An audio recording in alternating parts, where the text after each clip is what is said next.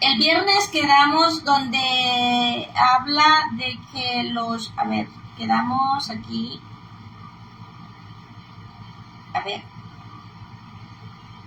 Sí.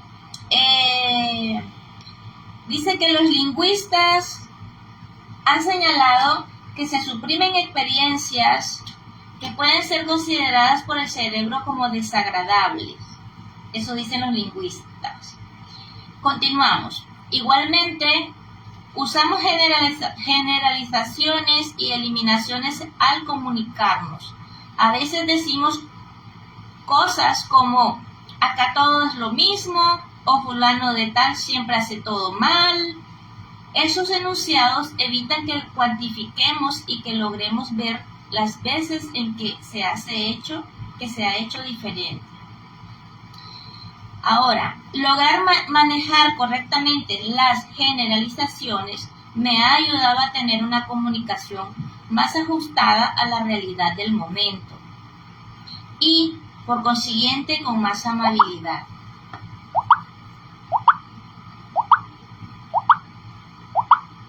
Disculpe, pero es que escucho que me están como que llamando y no entiendo. Bueno, vamos a continuar.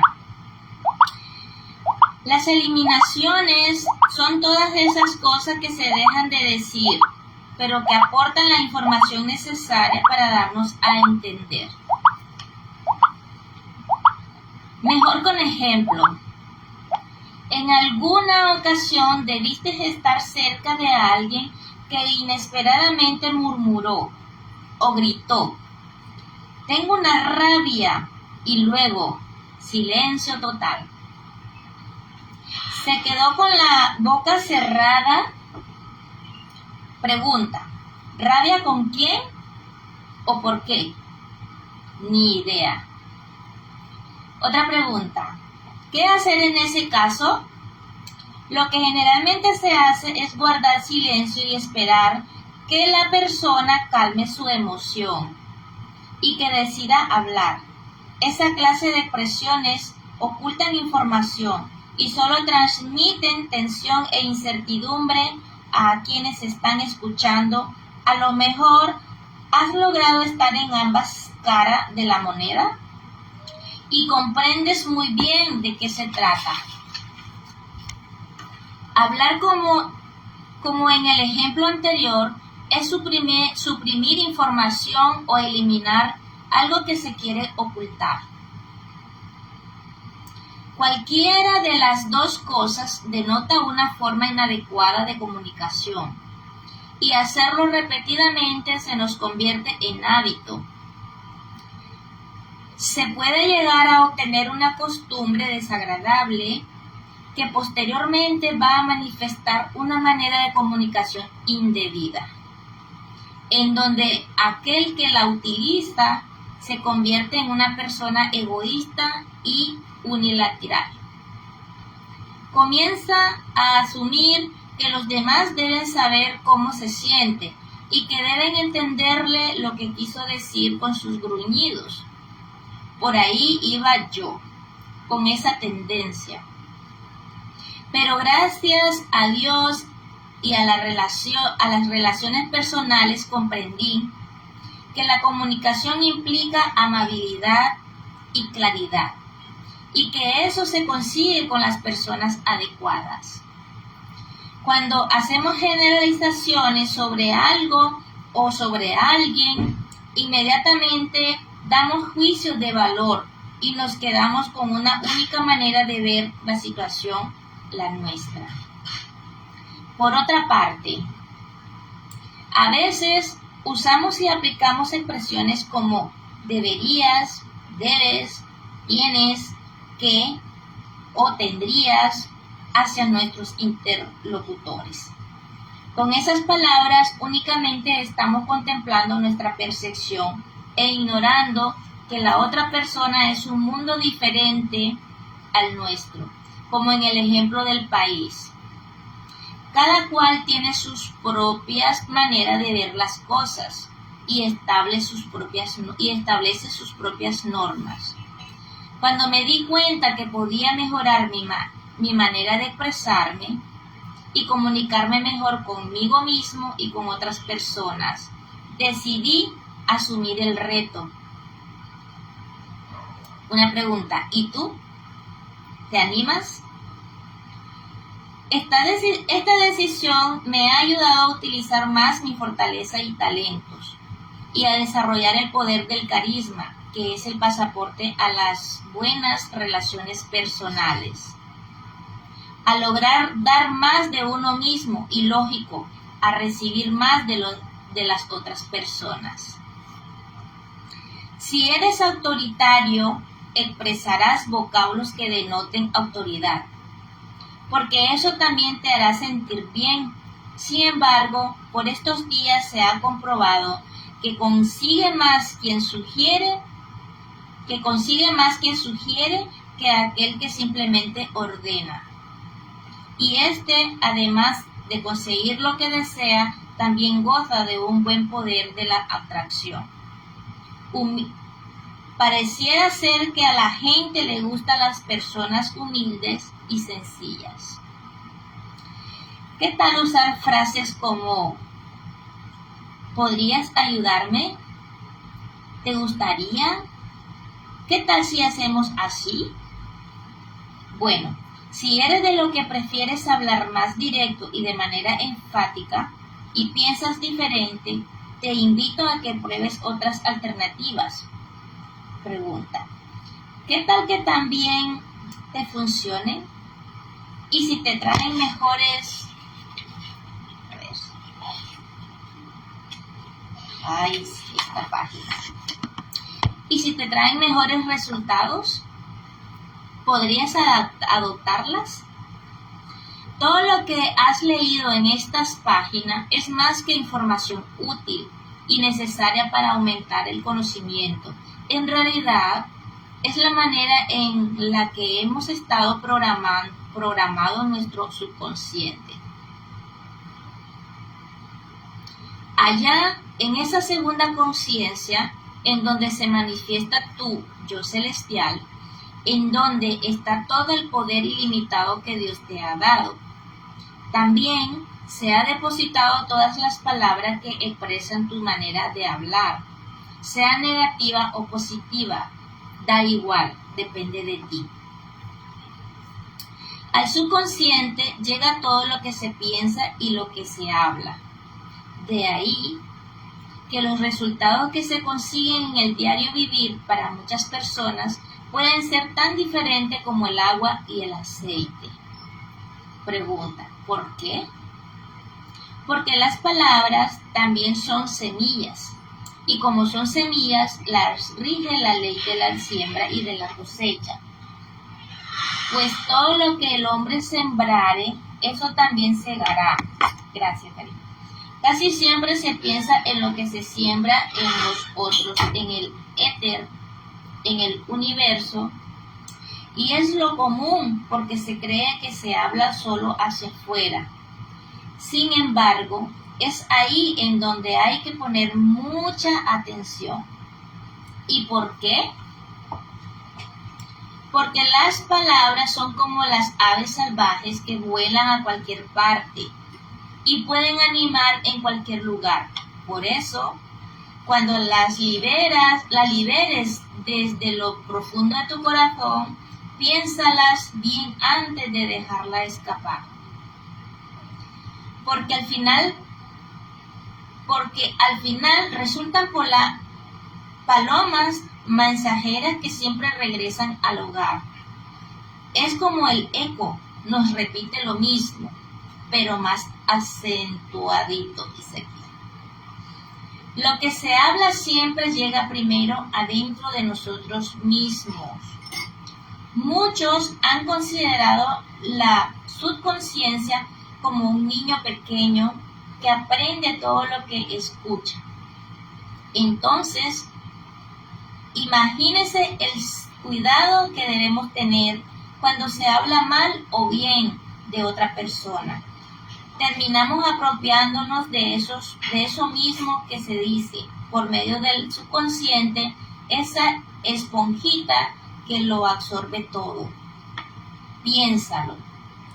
Cuando se habla negativo de otra persona, lo que sucede es que el subconsciente lo asume como su propia realidad, indistintamente de quien se hable. Ahora, imagínate, así también es cuando se habla positivo. Entonces, ¿cuál debe ser nuestra manera de hablar? ¿Será la positiva? ¿Qué opinas? Otra cosa por considerar es la información científica.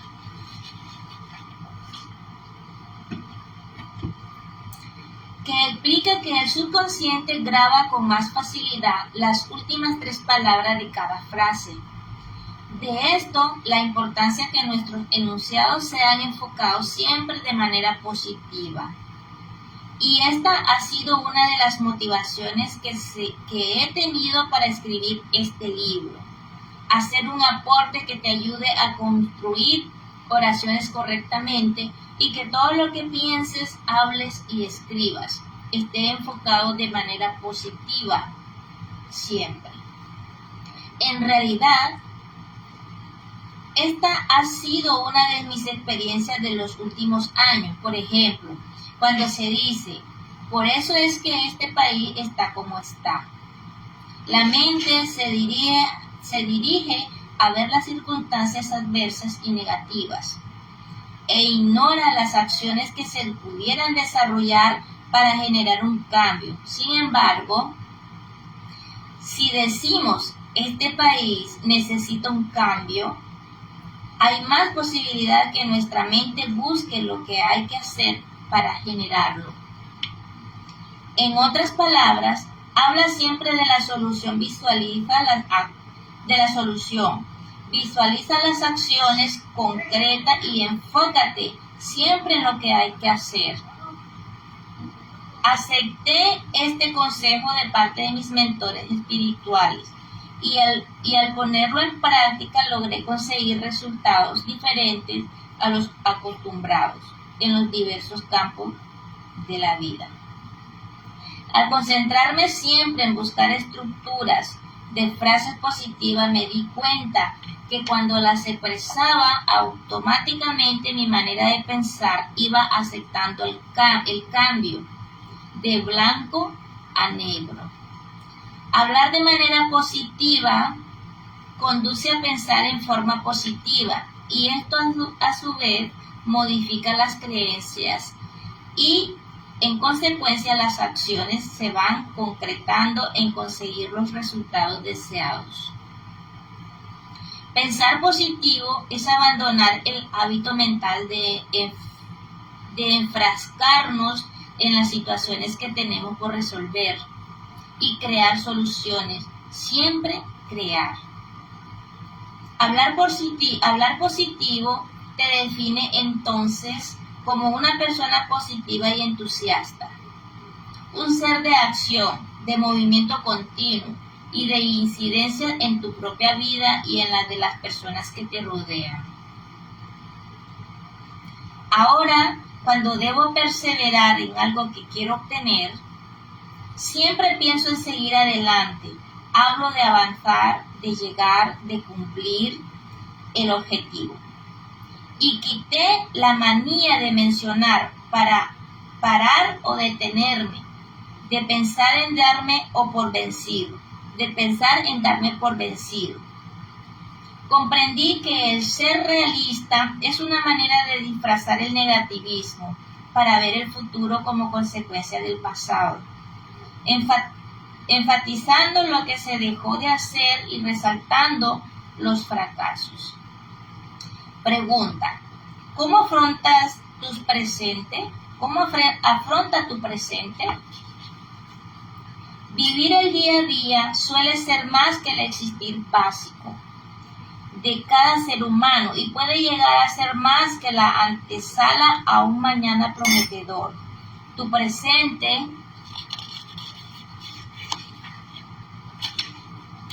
debe ser el faro que sirve de guía a la nave en donde viaja tu propósito esencial. Solamente que ese faro brillará conforme a cómo esté afrontando cada momento de tu vida. Si lo observas como consecuencia de un pasado defectuoso o inconcluso, te va a llevar a frustraciones y a que estés todo el tiempo tratando de solucionar lo que ayer te faltó por hacer. Y podrías traerte la escasez en todos los campos, acompañada de muchos sentimientos que estorban la prosperidad. Es muy bonito, interesante esa parte. Y si ves tu presente en pos de un gran sueño que está por delante y pronto a materializarse, porque estás correctamente visualizando en tu mente y en tu corazón, entonces te volverás proactivo, alegre y dinámico. Y así tus días se llenarán de paz, de abundancia y felicidad. Siempre será tu decisión vivir tu presente como resultado de lo inconcluso de ayer o como escalera a tu propósito de vida. Tú eliges. Nuestras palabras nos definen como somos y también tienen el poder de afianzarnos al futuro. Son como las cuerdas de los alpinistas, los van asegurando para que suban a la cumbre. ¿Y cómo lo hacen? Declarando nuestro propósito positivamente. Las metas requieren, además de un plan de acción, que vayan acompañadas del invaluable poder de las declaraciones de fe y de optimismo. Hay algo que repito constantemente en las charlas y talleres de crecimiento que facilito, y es que cada palabra tiene un significado según el contexto en donde se le esté usando. Seguramente para la morfología esto resulta inadecuado, con todo en la práctica se puede asimilar bien el concepto. Para un optómetra, la palabra visión tendrá un significado diferente al de un teólogo. Asimismo, en redes de mercadeo se utiliza ese concepto asociado a que se logre ver el potencial económico que hay dentro de la industria. Me tiene nerviosa. Ya. Así como sucede en el ejemplo anterior, de igual manera ocurre con las personas, por circunstancias culturales, académicas o de simple percepción. Cada vocablo puede encerrar un significado diferente o sutilmente distinto para cada individuo. El ejercicio del trabajo en equipo me ha enseñado que en muchas ocasiones la mayoría de las personas hacen lo que entienden y lo que les resulta más fácil, lo que en ocasiones es distinto a lo que se pretende hacer de manera colectiva. Conocer esto puede ser una ayuda que nos lleva a evitar desengaños al comunicarnos y al trazar objetivos comunes. Por eso la importancia de unificar conceptos e igualar percepciones, de constatar que se esté en la misma sintonía. Cuando en un equipo se habla de esforzarse, la respuesta de cada integrante estará condicionada por lo que para este signifique la palabra esfuerzo. Si para uno significa dar un 10% de su capacidad y para otros equivale a dar un 90%, indiscutiblemente esta variación del concepto traerá discrepancia en lugar de unificación. Y los juicios en donde se dará por sentado que a aquel que rinde su 10% le falta compromiso, aunque él estará completamente convencido de que se está esforzando. Acá es donde importa saber que cada palabra en algún momento comenzó a tener su propio valor dentro de cada cerebro. Logró crear un significado y nació para vida en esa persona, y también en esa concepción se le asoció alguna experiencia, mala o buena, que la persona pudo haber experimentado. Por esa causa es que hay quien le gusta esforzarse y hay quienes esa palabra les significa algo tedioso, frustrante o extenuante. Todo depende de la asociación que se interiorizó y eso casi siempre sucedió en la niñez. De lo anterior podemos ver mejor el por qué las palabras también definen nuestra personalidad y nuestro carácter.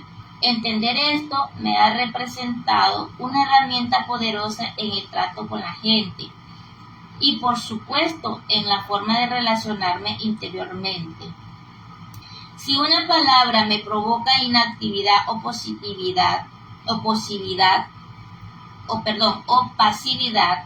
o me genera sentimientos desagradables, pues la sustituyo por otra que me sea más conveniente. Total, que hay muchísimos sinónimos y se hace falta uno más adecuado, pues me creo una palabra y ya. Asunto concluido. Las palabras influyen en tu personalidad. A veces, cuando empleamos muchas generalizaciones al hablar, podemos estar descubriendo una característica de nuestra personalidad. Por ejemplo, la muy clásica y popular afirmación: todos los hombres son iguales. Pregunta: ¿quién sería la primera persona que salió con esa máxima? ¿Y cuántos siglos habrán pasado desde que se pronunció por primera vez? ¿Saldría de un hombre o de una mujer? Veamos, si salió de una mujer que sufrió alguna decepción amorosa, seguramente eso la convirtió en una persona desconfiada y prevenida. Y la aceptación de esa realidad le sumó rasgos a su personalidad. Pregunta: ¿y qué de las demás mujeres que la han repetido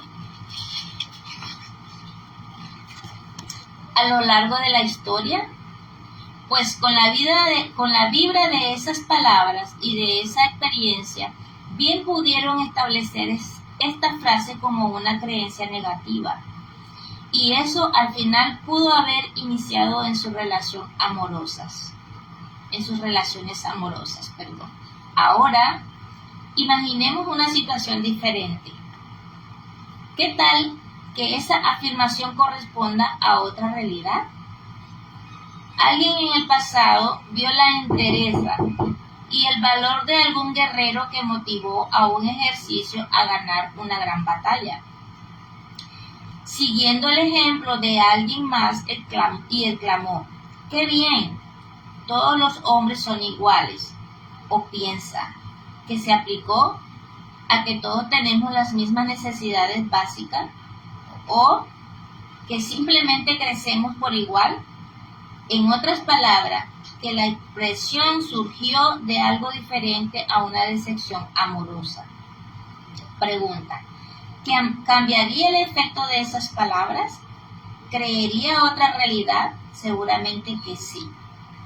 Lo que se habla asociado a lo que se cree es lo que finalmente determina quiénes somos, en qué nos convertimos y hacia dónde vamos. El niño grande que todos tenemos por dentro, al igual que todos los niños, también es propenso a utilizar la manipulación como el medio más eficaz para conseguir lo que se propone. ¿Y cómo funciona eso? Cuando estábamos pequeños hubo circunstancias donde hicimos pataletas para lograr lo que queríamos. Así convencíamos a papá y a mamá. En esos episodios usábamos ciertas palabras y ciertos tonos en la voz que se asociaban a un determinado sentimiento, y como al final conseguíamos el objetivo, el subconsciente grabó esas palabras como herramientas para conseguir lo mismo.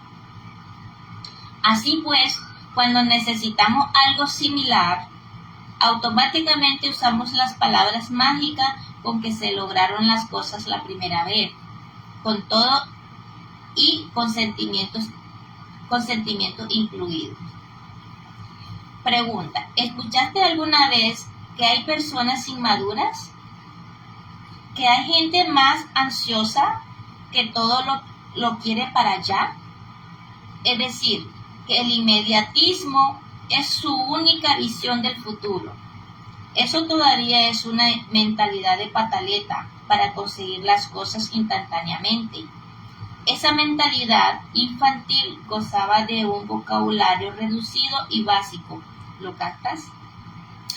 Bueno, aquí vamos a dejar esto, vamos a terminar esta lectura y continuamos mañana a las 7:30. Muchas gracias por acompañarme.